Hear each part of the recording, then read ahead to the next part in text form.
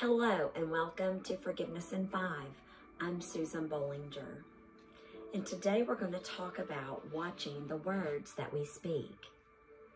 In Proverbs 18 and 21, it tells us, death and life are in the power of the tongue, and they that love it shall eat the fruit thereof. So I want to ask you, do you talk negatively about yourself, about your life, or about your future? Do you say things in jest like, oh goodness, I've been sneezing all day, I think I'm getting sick? Or, you know, I've heard they might be getting layoffs. I might be let go from my job. Or maybe I can never get a break. People who have been single for a long time will say, I don't think I'm ever going to get married. Or nobody even cares about me. And they just go on and on. It's just all negative. Well, in Isaiah 51 and 16, it says, and I have put my words in thy mouth, and I have covered thee in the shadow of mine hand, that I may plant the heavens and lay the foundations of the earth, and say unto Zion, thou art my people. You know, even words spoken in jest are still words that are spoken. And you've spoken those things over yourself.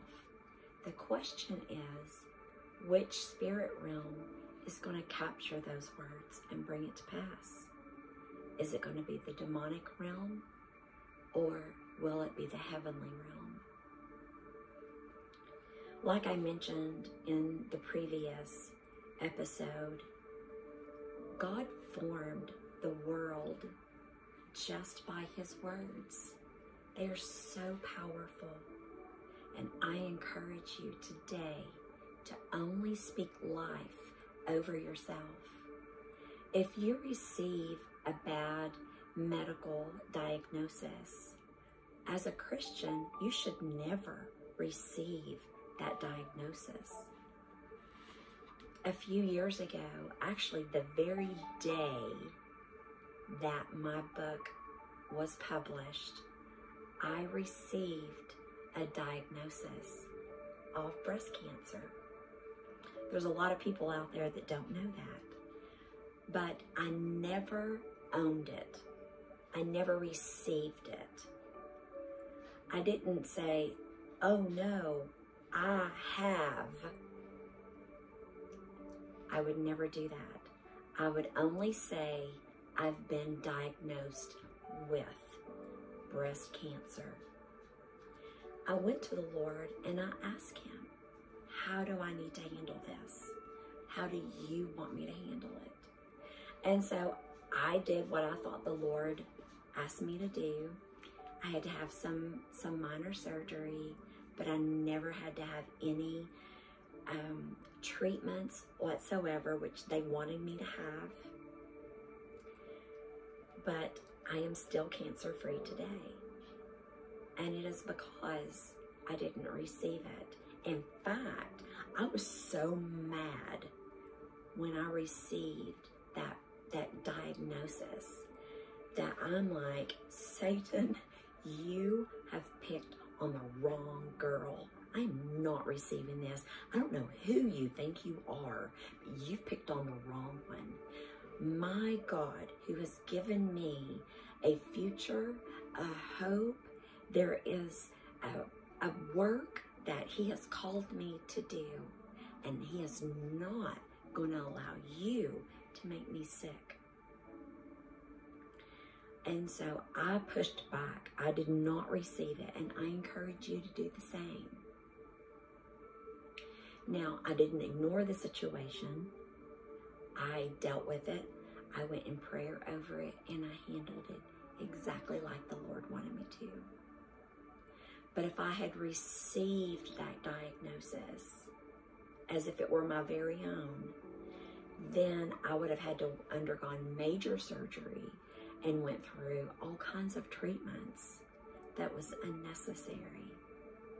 The enemy did it as a way to scare me or to get me to back off from pushing my book and getting out there to give people a hope, because my book, and this book is a book that the Lord gave to me, and it is to help anyone who has dealt with hurt in any way to be able to offer that forgiveness so that they are not held captive. It will change your life completely. And I knew the enemy attacked me because of that book. I don't care. I'm going to share and spread the word of God. I'm going to offer hope, and I'm going to offer encouragement every chance I can, because there's too many people that's out there without hope, and they need that. Maybe you need that today. So I encourage you to watch the words that you speak. And you have the power to renounce any words that you have spoken in jest, or that you have spoken that's negative about you or anyone else. And you can just go to the Lord and say, God, I renounce those words. I ask you to recall those words as if they were never spoken. And I ask you, Lord, to give me a flat, clear playing field so that I can start over today. And I promise I will only speak life over myself and over other people. It's so important. We are snared by the words that we say. You have to recognize the enemy when he tries to come against you. And I am going to share with you in the next episode about how easy it is to rebuke the enemy out of your life. So I hope you'll stay tuned for the next segment.